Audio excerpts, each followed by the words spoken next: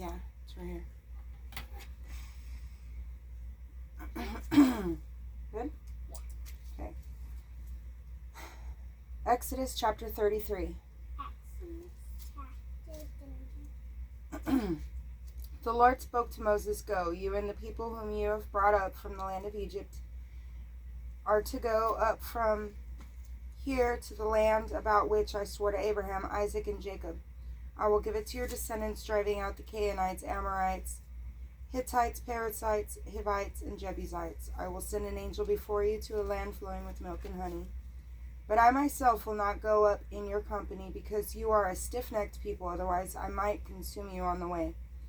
When the people heard this painful news, they mourned, and no one wore any ornaments. The Lord spoke to Moses, "Speak to the Israelites. You are a stiff-necked people. Were I to go up in your company, even for a moment, I would destroy you. Now off with your ornaments. Let me think what to do with you." Excuse me. So from Mount Horeb onward, the Israelites stripped off their ornaments, Moses' intimacy with God. Moses used to pitch a tent outside the camp at some distance. It was called the tent of meeting. Anyone who wished to consult the Lord would go to the tent of meeting outside the camp. Whenever Moses went out to the tent, the people would all rise and stand at the entrance of their own tents, watching Moses until he entered the tent. As Moses entered the tent, the column of cloud would come down and stand at its entrance. While the Lord spoke with Moses, on seeing the column of cloud stand at the entrance of the tent, all the people would rise and bow down at the entrance of their own tents. The Lord used to speak to Moses face to face, as a person speaks to a friend. Moses would then return to the camp, but his young assistant Joshua, son of Nun, never left the tent. Moses said to the Lord, "See, you are telling me, lead this people, but you have not let me know whom you will send me. Yet you have said, you are my intimate friend. You have found favor with me. Now, if I have found favor with you, please let me know your ways, so that in knowing you, I may continue to find favor with you. See, this nation is indeed your own people." The Lord answered, "I myself will go along to give you rest." Moses replied, "If you are not going yourself, do not make us go up from here, for how can it be known that I and your people have found favor with you, except by your going with us? Then we, your people, and I will be singled out from every other people on the surface of the earth." The Lord said to Moses, "This request too, which you have made, I will carry out, because you have found favor with me, and you are my intimate friend." Then Moses said, "Please, let me see your glory." The Lord answered, "I will make all my goodness pass before you, and I will proclaim my name, Lord, before you. I who show favor to whom I will, I who grant mercy to whom I will. But you cannot see my face, for no one can see me and live. Here, continued the Lord, is a place near me where you shall station yourself on the rock. When my glory passes, I will set you in the cleft of the rock and will cover you with my hand until I have passed by. Then I will remove my hand so that you may see my back, but my face may not be seen." Exodus chapter 34, renewal of the tablets.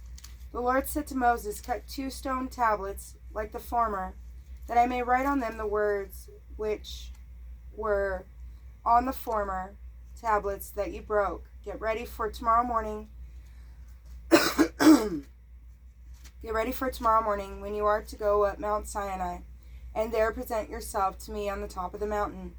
No one shall come up with you, and let no one even be seen on any part of that mountain. Even the sheep and the cattle are not to graze in front of this mountain." Moses then cut 2 stone tablets like the former, and early the next morning he went up Mount Sinai as the Lord had commanded him, taking in his hand the 2 stone tablets. The Lord came down in a cloud and stood with him there and proclaimed the name, Lord. So the Lord passed before him and proclaimed, the Lord, a God, gracious and merciful, slow to anger and abounding in love and fidelity, continuing his love for 1,000 generations, and forgiving wickedness, rebellion, and sin. yet not declaring the guilty guiltless, but bringing punishment for their parents, wickedness on children and children's children to the third and fourth generation. Moses at once knelt and bowed down to the ground. Then he said, If I find favor with you, Lord, please, Lord, come along in our company.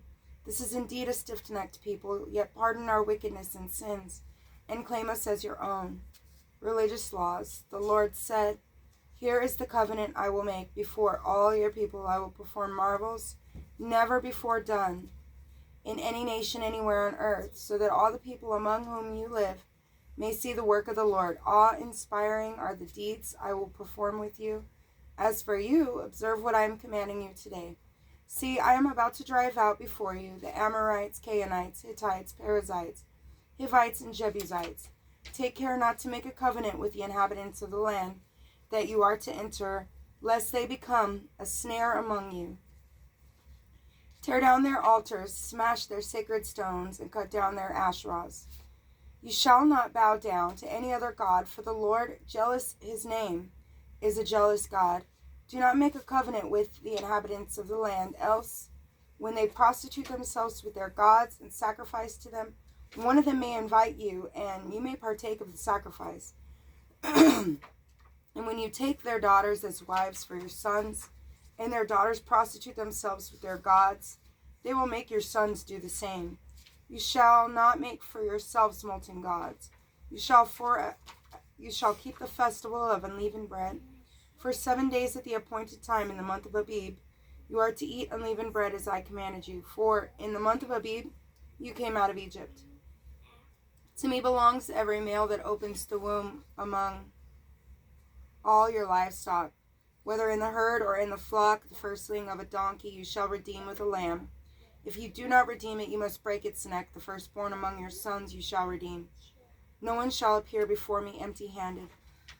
Excuse me. 6 days you may labor, but on the 7th day you shall rest. Even during the set seasons of plowing and harvesting you must rest. You shall keep the feast of weeks with the first fruits of the wheat harvest, likewise the feast of the ingathering at the close of the year. 3 times a year all your men shall appear before the Lord. Excuse me. The Lord God of Israel. Since I will drive out the nations before you and enlarge your territory, no one will covet your land when you go up 3 times a year to appear before the Lord your God.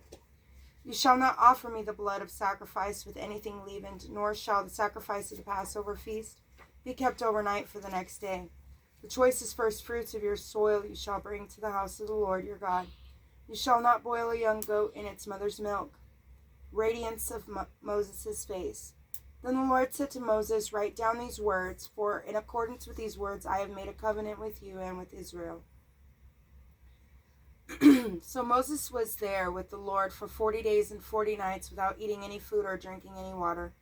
And he wrote on the tablets the words of the covenant, the 10 words. As Moses came down from Mount Sinai with the 2 tablets of the covenant in his hands, he did not know that the skin of his face had become radiant while he spoke with the Lord.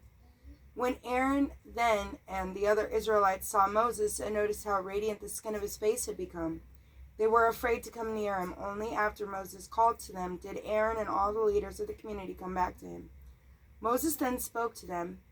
Later, all the Israelites came up to him, and he enjoined on them all that the Lord had told him on Mount Sinai.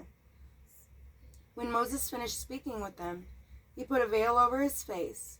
Whenever Moses entered the presence of the Lord to speak with him, he removed the veil until he came out again.